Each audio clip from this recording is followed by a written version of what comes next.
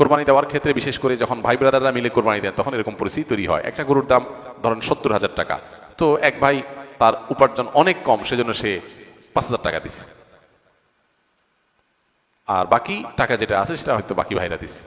কোরবানি হবে কিনা? উত্তর হলো কারোর কোরবানি হবে না।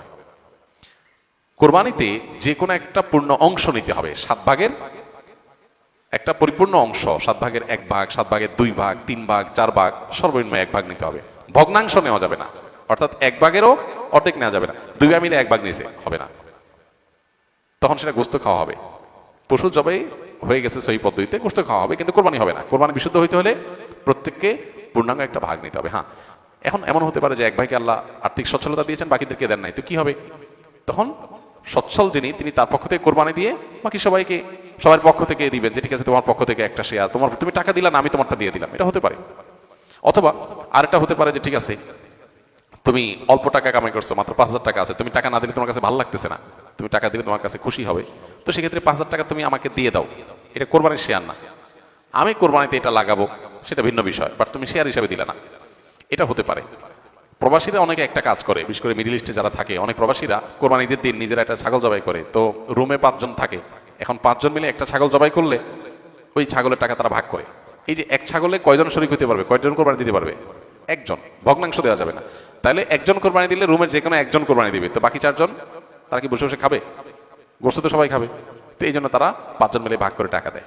এখানে কারোরই আসলে কোরবানি হবে না, জবাই করা হবে, পশুর গোস্ত খাওয়া হালাল হবে, কিন্তু কোরবানি হবে না।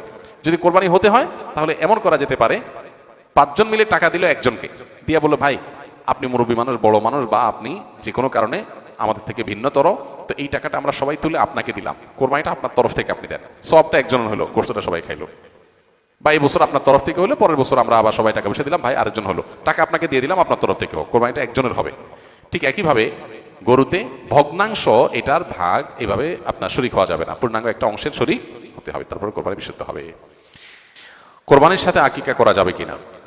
কোরবানি করলেন, একই দিন আকিকা করলেন, জায়েজ আছে, হতে পারে, কিন্তু অবশ্যই আকিকার একটা নির্দিষ্ট সময় আছে, ওই হিসাবে করাটাই উত্তম। ধরেন মানুষের জন্মের কত নম্বর দিনে আকিকা করা সুন্নাত? 7ম দিনে, কোন কোন হাদিসে 14তম বা 21তম দিনে কোথাও আছে। এটা হলো আকিকার একটা সময়, এটা মিস হয়ে গেলে তখন অপশন আছে, পরে করলেও হবে, কিন্তু ইচ্ছাকৃতভাবে এটাকে মিস করে কোরবানির জন্য অপেক্ষা করার তো কোনো যুক্তি নেই। কোরবানির যেরকম একটা সময় আছে, আকিকারও কি আছে?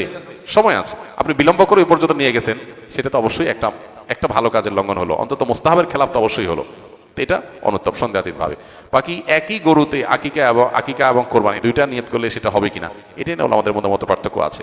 সন্দেহের ঊর্ধ্বে উঠতে চাইলে, ইখতিলাফের ঊর্ধ্বে উঠতে চাইলে অবশ্যই আলাদা আলাদা পশুতে করাটা উত্তম।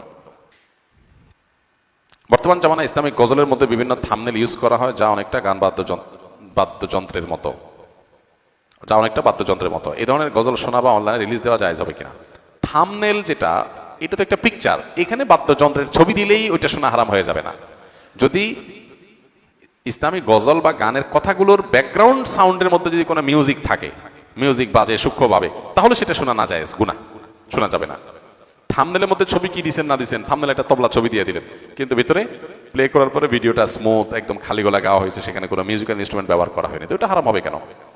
মিউজিক শোনা হারাম, মিউজিকের ছবি দেখা কি না দেখলে হারাম হবে না, বিধায় আপনার থাম্বনেলের ছবি কি আছে না আছে এটার জন্য ভিডিও হারাম হবে না। তবে হ্যাঁ, আজকাল অনেক আপনার গজল, ইসলামী সঙ্গীত বের হয়েছে যেগুলোতে সূক্ষ্মভাবে মিউজিক আছে, আপনি একটু মনোযোগ দিয়ে শুনলে বোঝা যায় যে মিউজিক ব্যবহার করা হয়েছে, সেগুলো শোনা হারাম।